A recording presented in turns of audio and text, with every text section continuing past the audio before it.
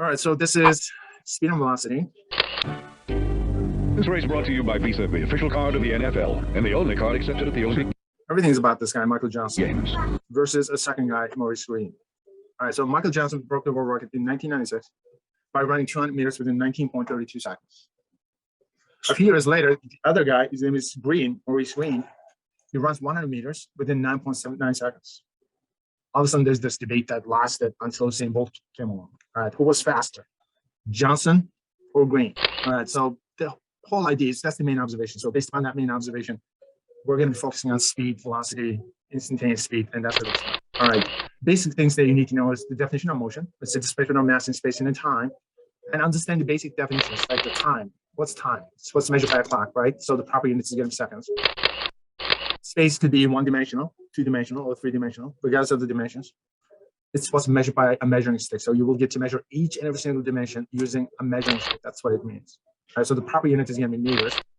Mass is a little bit different from what you expect. A lot of you guys think that mass is what's measured by a scale. It's not. What you're measuring using a scale is your weight. It's not your mass. All right, so mass is a measure of inertia. So this is something that we will cover formally when we get to Newton's laws of motion. Until then, just remember, it's the tendency to retain initial speed and the direction of that speed. All right, so if you can measure that tendency, in essence, you're measuring mass. All right, so measure of tendency to retain initial speed and the direction of that speed is known as mass. All right, very little amount of math is going to be required for you guys, but you need to have the proper algebra background in order to actually follow the lecture, all right? Because everything that we express conceptually will get expressed symbolically as well, mathematically as well. So mass is going to be expressed in terms of kilograms. Distance is going to be expressed in terms of meters, and time is going to be expressed in terms of seconds. Just remember this. This is otherwise known as the MKS unit system. So M is meters, K is kilograms, second. S is seconds. That's it.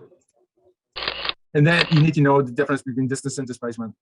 All right, so distance is the total path traveled in essence. And displacement is the shortest distance between 2 points as the final location indicated as an arrow. All right, displacement is more of a position locator. All right, this is known as a position vector.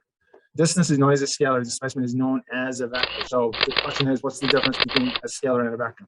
Scalar just means number. A vector is also a number that a direction. That's what it means.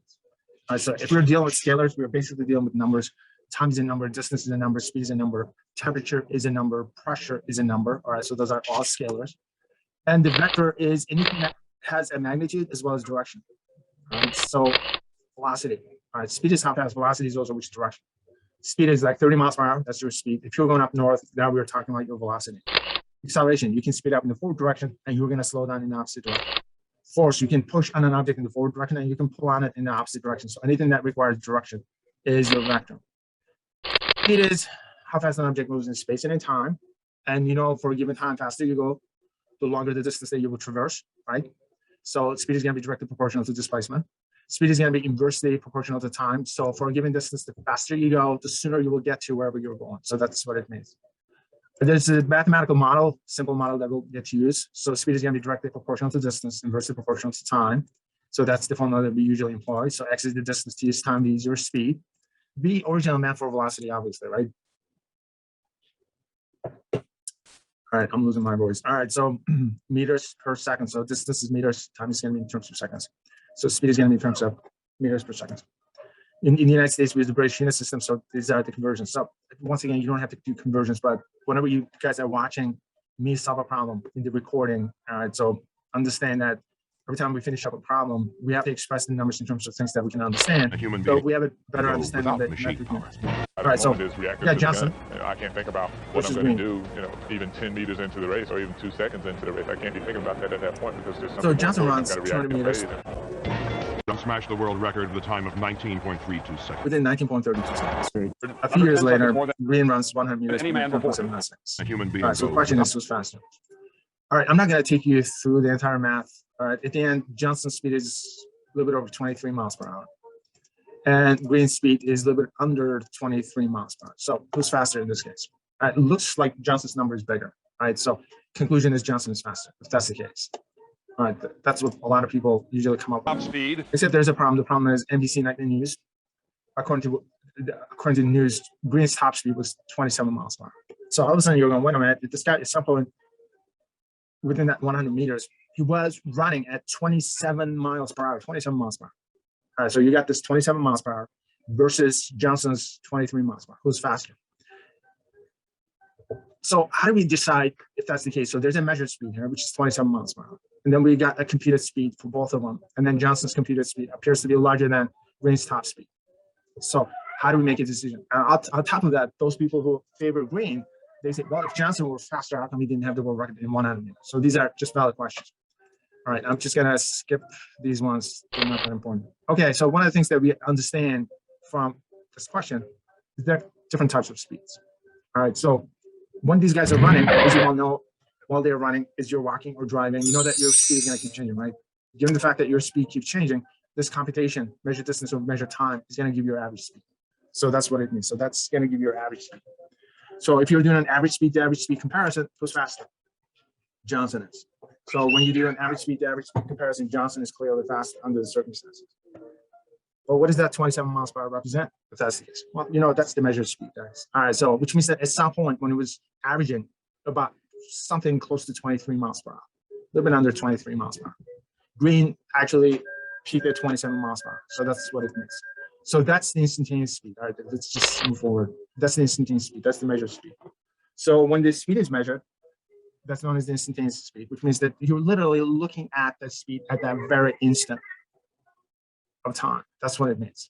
All right, so the instantaneous speed is the measured speed, and average speed is the calculated speed. One is measured, the other one is calculated. They don't have to be the same. They're not necessarily the same. They don't have to be the same in essence. All right, so your life is kind of related to that. So what do we know from this? Let's draw a conclusion based upon that. Okay, so who's faster if that's the case? Is it Green? Or is it Johnson? All right, so obviously Green's top speed was 27 miles per hour. Johnson's top speed is unknown because they weren't using a radar gun at the time. You cannot compare somebody's top speed to somebody else's average speed. It just doesn't work out that way. All right, so regarding who's faster, how do we figure out who's faster? The way it is figured out is you line up a bunch of people, make sure that they start at the same time, and they will run the same distance, and then you check to see who finishes up the race first. That's it. Whoever finishes up the race first, that guy is the fastest guy, right? And you time him. All right, so you take the measured distance, divide it by the measured time, and you get his average speed. All right, so in order to figure out who's faster, what we do an average speed to average speed comparison. All right, so who's got a larger average speed? Johnson does. Who's faster? It's Johnson. So Johnson is still faster. And the only thing we know is Green, literally, when he was running 100 meters, while he was averaging less than 23 miles per hour, his maximum speed at some point was 27 miles per hour.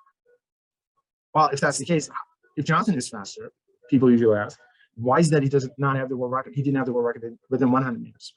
The reason why he didn't have the world record within 100 meters is because his acceleration is not that explosive. Johnson does not get up to his top speed within 100 meters.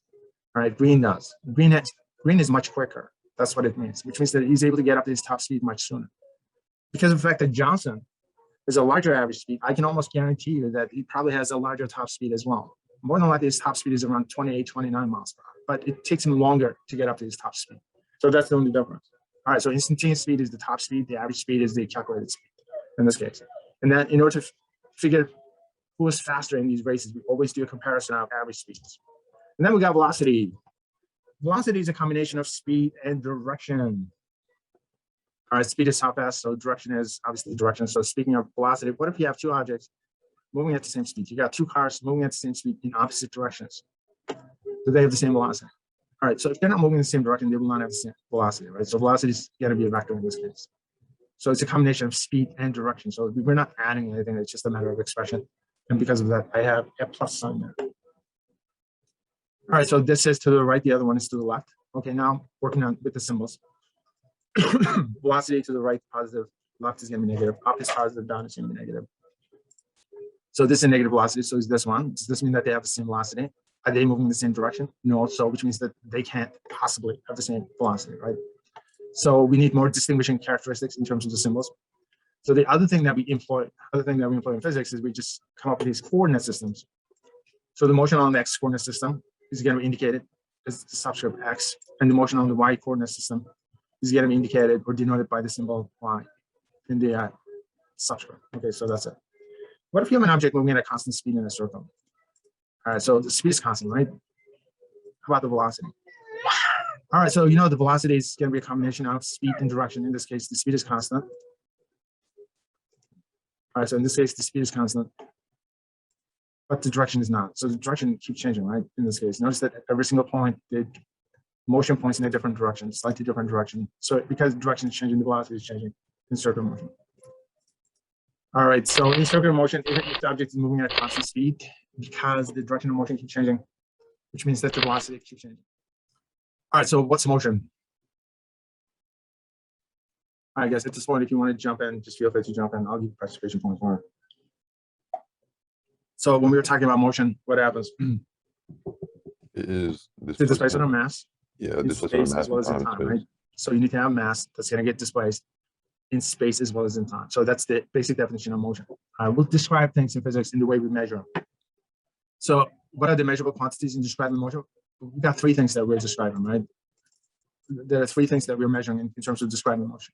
So it's the displacement of mass. So you need to be able to measure mass in space. So you should be able to measure space, and then time, which means that you should be able to measure time. So those are the only measurables in describing motion: mass, space, and time. Definition of time in physics, how is time defined in physics? So the time is what's measured by a clock. So Einstein is the guy who came up with it. Proper unit is going to be seconds. Space, it could be one-dimensional, two-dimensional, or three-dimensional, right? Once again, the best definition goes back to Einstein. So Einstein says space is what's measured by a measuring stick. So it could be a yardstick, meter stick, or whatnot. Proper unit is going to be meters. Mass is a measure of inertia. Inertia is the tendency to retain initial motion. Motion means velocity. Velocity is a combination of speed and direction. So which means that it's the tendency to retain initial speed in the direction of that speed. So if you can measure that tendency, you're measuring mass. Proper unit for mass is kilograms. MKS stands for meters, kilograms, and seconds. Speed is how fast an object moves in space and in time. And proper unit is meters per second. Average speed is a computation of measured speed over measured time. Instantaneous speed is the measured speed. The difference between average and instantaneous speeds: average is a computation, instantaneous is a measurement. So average speed is a computation, instantaneous is a measurement. They may or may not be the same. All right, they will be the same if the speed is constant. Velocity is different from speed in the sense that speed is how fast, velocity is also in which direction. So it's a combination of speed and direction. So you may have two objects moving in the same speed at the same speed. If they're not moving in the same direction, they're not going to have the same velocity.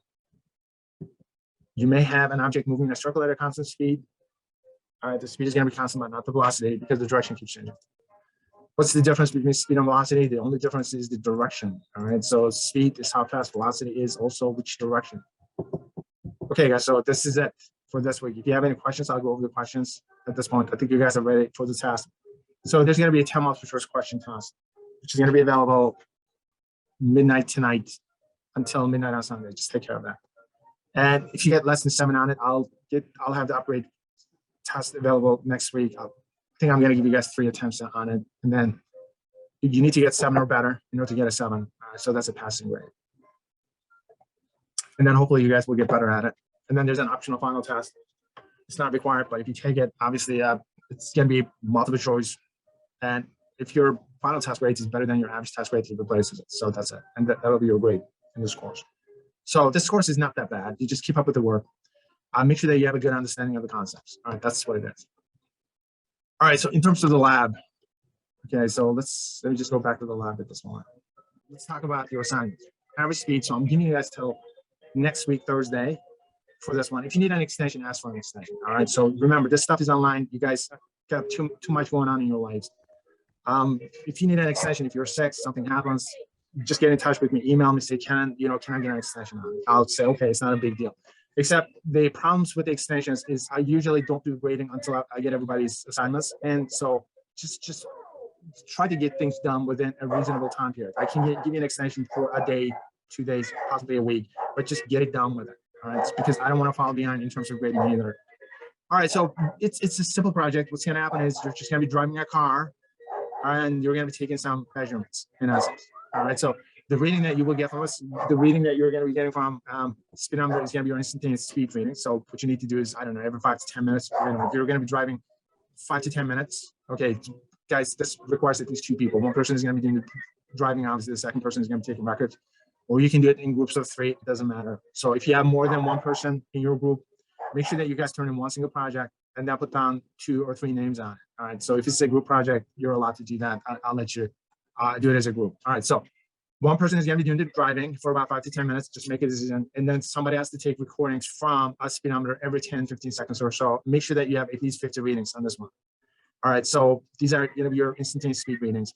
And then the best thing to do is, this is a good way of learning Excel as well. I'm hoping that most of you guys already know how to use it. Just drop everything into Excel and then just average it.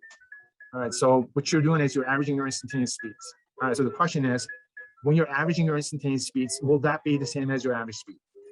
Okay, so there's 2 other measurements that you're going to be taking at this point. You're going to be looking at the total distance that you will travel. And then obviously make sure that you time that distance.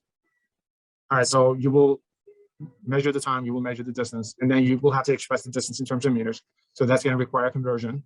All right, so just use the formula sheet. The conversions will be at the back of it, or just look it up. So you have to do a conversion for that one. So you will have to do a conversion from miles to meters, make sure that it's done. And then minutes to seconds or hours to seconds. I don't know how long it's going to take for you to do something like that. All right, so when you do a computation, that's going to give you your average speed. When you average the instantaneous speeds, that's going to give you an average speed. So I want you to check to see if you get the same number. All right, let me tell you what, you're not going to get the same number, but depending upon how many measurements you take, if you take 50 measurements, it's probably going to be very close to the same number. If you take 100 measurements, it's going to be even closer. If you take 200 measurements, it's probably going to be fairly close. All right, so which means that you end up getting 2 numbers out of that. Okay, so now you have to do a little bit of an analysis. All right, so once you get to that point, so which means that you will have to do a percent difference analysis. Hold on, let me just check something. All right, so you'll get 2 numbers.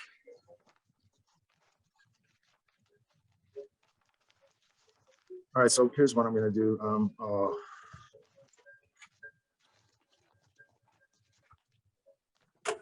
right, let me just charge out the pen real fast.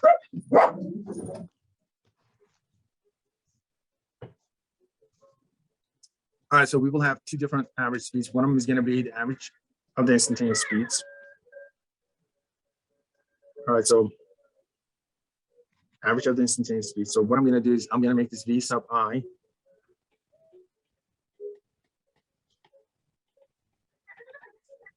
All right, so these are the average of the instantaneous speeds, and the other one is the average speed. So I'm going to make this V bar. All right, so this average speed is going to involve your measured distance over measured time.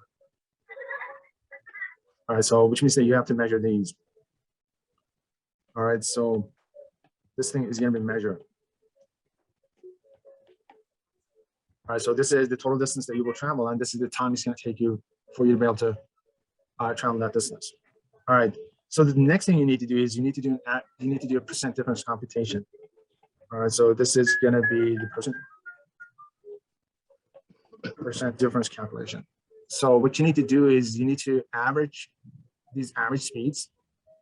That's the first thing you need to do. All right, so let's just go. All right. Okay, so you need to average the average speeds. All right, so the first one and the second one is going to get an average. Okay, so let me just do that. So take this and add it to that, and then divide it by 2. So that's going to be your average of the average speeds. And then look at the difference between the average of the instantaneous speeds and your average speed. All right, so here's your average speed, measured average speed. No, this is your calculated average speed, and this is the average of the instantaneous speeds. Excuse me. And then you don't want to get a negative number under the circumstances. So the best thing to do is whatever it is that you come up with, just take the absolute value of it. And then just multiply everything by 100%. That's all you have to do. All right, so that's how the computations are done.